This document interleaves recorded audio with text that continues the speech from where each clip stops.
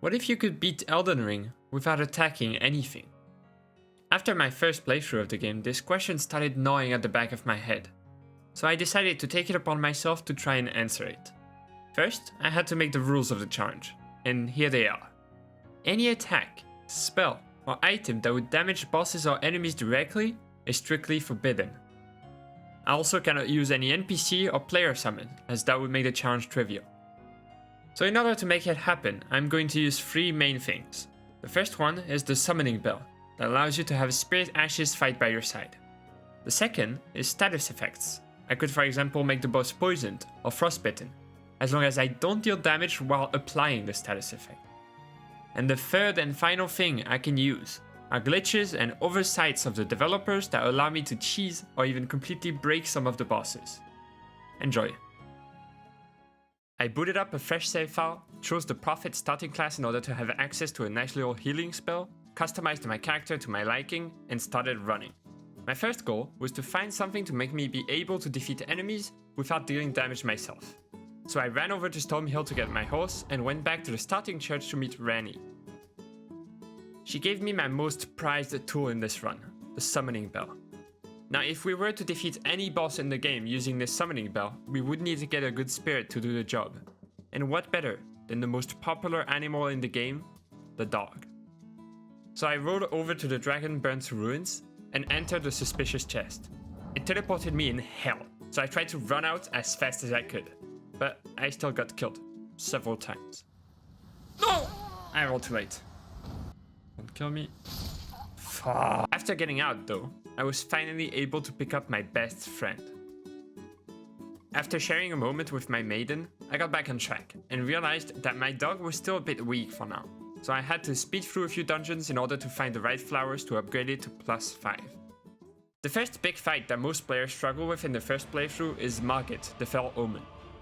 Let's see how our dog deals with him. It destroyed me the first time, so this is kind of like a vengeance, right? Go, doggy. The one thing that makes this Rotten Stray summon so strong, even only halfway upgraded, is that it inflicts Scarlet Rot, a sort of empowered poison that deals a lot of damage for a very long time. This damage keeps ticking after the death of the dog, meaning I could just sit back and wait for Margit to die without contributing at all. Respect. Good fight. Margit not being much of a challenge made my dog went on to fight Godrick. I entered the fog gate, summoned my dog, and waited. This run actually revealed that Godrick only transitions into phase 2 if he's dealt direct damage to while under a certain threshold. Since I never dealt direct damage to him except at the beginning of the fight, he just fell.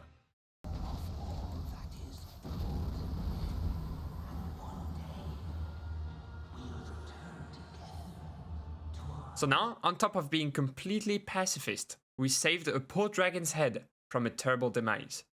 You're welcome, dragon.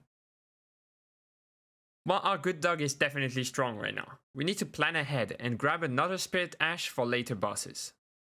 These ashes are the ones of Lhutel the Headless, a fearless knight who sacrificed her life so that in death she could continue to protect a soulless demigod until their revival, earning her the hero's honor of earthly burial. Damn. These ashes are located in the Tombsward catacombs, but I would need to defeat the boss there to collect them. And the boss seemed immune to Scarlet Rot. Luckily for me, it was still weaker than my dog, so I got my reward. I also had a carefully planned out route to collect every flower needed to upgrade Lhutel, as well as a new and fresh attire. So I grabbed the 2 medallions for the Lift of Ferald, ran through each dungeon to pick up flowers, and realized, after getting most of them, that I didn't account for the cost of upgrading the Spirit Ash. To collect the necessary amount of runes, I decided to go grab my second great rune of this run. Now the obvious choices that were presented to me at this point were Radahn or Rennala. However, I was not able to defeat either of these bosses, since Radahn's arena doesn't allow for spirit companions, and Rennala requires that summons focus the right child, and they do not. There was one more option available to me. This option was to complete Whiteface Varré's questline and get the Pure Blood Knight's medal. There are 3 main steps to Varré's questline. The first one is to defeat Godrick. Then you need to invade 3 people. And finally, you need to collect Maiden's blood. Godrick already being dead meant we could move on to the invasions. During these invasions, we encountered many different people. Let's start with Aisu and Bobette. The invasion started and Aisu ran as far as he could while being poisoned by a giant flower. I tried to communicate to Bobette that I meant no harm, but there seemed to be some sort of language barrier, since he just kept attacking me. We ran after Aisu for a while, occasionally stopping to have a little fun together, until disaster struck. As if smitten by some sort of higher entity for not trying to be pacifist, Bobette unexpectedly got removed from existence. I made my way to Aisu and explained the situation to him. We bonded. He explained to me how difficult it was exploring this treacherous land on his own, and we laughed and drank for what felt like hours. I would have loved to stay with him forever, but duty called, and I had to let him go. I will forever cherish the time we spent together, Aisu. Goodbye. Alright, 1 invasion done, 2 to go. Riven was next, and this invasion was much more action-packed and fast-paced than the previous one. I met with Riven and told her about my challenge. She understood and agreed to travel with me for a while. We fought together like sisters, her axing away at dangerous foes, and me pretending to heal our wounds in between fights. We were unstoppable. We had enough power to take on the world together. I won. Last but not least, I met up with Oddlock and your mother, and I communicated that once again I meant no harm. Together we cleared the front of the academy, but it seemed like they could not get inside. The key. I knew what I had to do. I told them to follow me and we ran across Lhutel together, occasionally stopping to let Oddlock pick up important items. Once near the dragon, I warned them that it would be best to sneak, and so the stealth mission began. We slowly went around the dragon.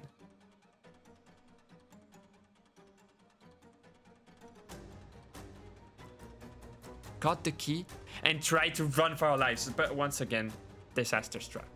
I died to the dragon breath attack and Oddlock was crushed. I hope you made it into the academy, Oddlock. Back to the run.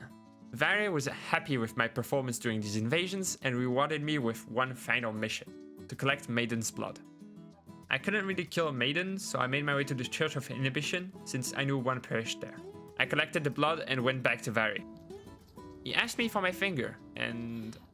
Oh, good heavens. Clench your teeth or something. The pure blood knight's medal was finally mine.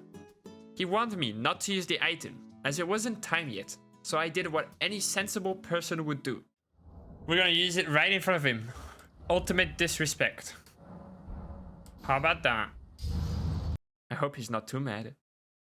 Being here not only allowed me to pick up the 3 remaining flowers I needed for my Lhutel ashes, but also a second great rune. Now obviously, my dog wasn't strong enough to kill Mohg in a fair one-on-one fight. This is when we are going to use our first glitch. Going through the fog gate triggers Mohg to attack me, but what if I could reach him without going through the fog gate? So that's exactly what I'm going to try and do. Just jump on these tombstones to reach the... Just jump on these tombstones to reach the wall to the side. And ta-da! Mohg was so surprised that I got the jump that easily that he was frozen in terror, and my dog quickly dealt with him.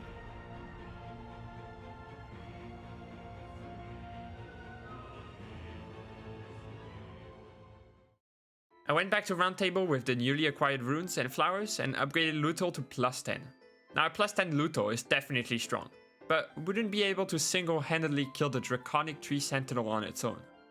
I needed to start helping without dealing direct damage. I picked up Golden Vow near Mount Gelmir and made my way to the Carrion Manor. I summoned Lhutel to fight Loretta, and I didn't even need to lift a finger for her to win. I now had access to the Three Sisters area. This is the home of Celevis, a very nice mage that sent me on a quick mission. I had to kill a boss to complete this quest, but it was no problem for Lhutel.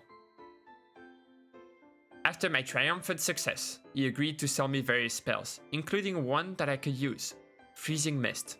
Freezing Mist is one of the only spells that applies a status effect without dealing damage, so we can use that to help our summons in combat.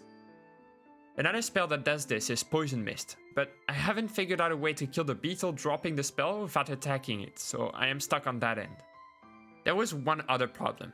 I spent all of my runes not realizing that Freezing Mist required 21 intelligence to cast. I could barely reach 11. I had to find a solution. First step was to activate Godrick's Great Rune, giving me a bonus 5 in every attribute when activated. Next up, I went to the Hermit Village to pick up the Herodas Glintstone Crown, giving me a bonus 2 intelligence. I was close. I went to Volcano Manor, froze the AI of Godskin Duo by entering the fog gate from as far as possible, and let my dog defeat him for an extra 50,000 runes. 20 intelligence. Close, but not quite there. I decided that in order to acquire the remaining runes, we could give Lhutel some training, by letting her fight the normal tree sentinel. She did it wonderfully. I was now able to cast Freezing Mist. I did try to use it on a beetle dropping Poison Mist, but was sad to realize that it seems to be immune to it. I decided it was time for Lhutel to face the Draconic tree sentinel guarding the capital. I summoned her, buffed her with Golden Vow, cast Freezing Mist, and went to hide in a corner doing absolutely nothing until the boss could be frostbitten again. Lhutel did die because of my selfish behavior, but the Freezing Mist finished the boss right after. Sorry, Lhutel. I quickly made my way down to the bottom floor of the capital and fought the hardest boss in the run so far, Godfrey. I didn't really have any tricks or glitches to defeat him, and he seemed to be immune to my Freezing Mist or my dog's Scarlet Rot. My only hope was Lhutel.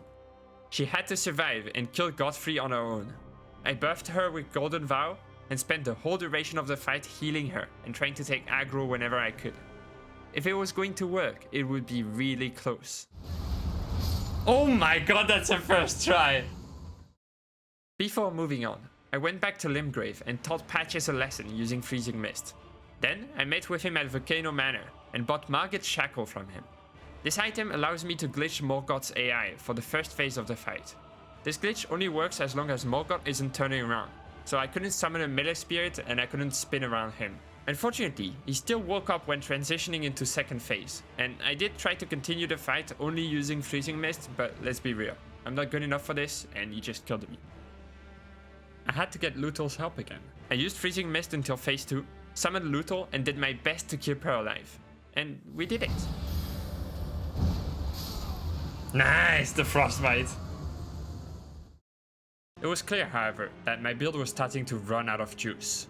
But I still decided to push through to the Forbidden Lands to take on the Fire Giant. No summons were needed for this fight, as I had an interesting strategy. I made him follow me to this part of the arena, jumped down, and he followed me. You're doing great, buddy. Oh, careful, you fell. Ah! My legs! Now it was just a matter of doing it 2 more times and he just face-planted to his death. I couldn't believe I made it this far into the game without directly hitting anybody. I committed a cardinal sin, got teleported to crumbling Farum Azula, and now I had to defeat the Godskin Duo. Unfortunately, after a bit of testing, I did not find any way to cheese this fight. And that's where this run came to a stop. Oh, for now. As of the time of editing this video, people have managed to skip the Godskin Duo fight, but I still need to figure out how to deal with what's after. I will keep trying to find ways to beat bosses without hitting them, and hopefully one day, the full Pacifist run of Elden Ring will be complete. Thank you for watching. Most of this run was a lot of testing with different spells, summons and glitches, but I hope you found the final result quite interesting. In the background you can see a bonus clip of me killing a dragon using the Land Squirt summons to acquire a dragon heart, only to realize that Rotten Breath actually deals damage on impact and is thus unusable in this challenge. If you're interested in watching these goofy challenges live, or you have some ideas to share with me, be sure to come by my Twitch channel. Have a nice day, and see you next time.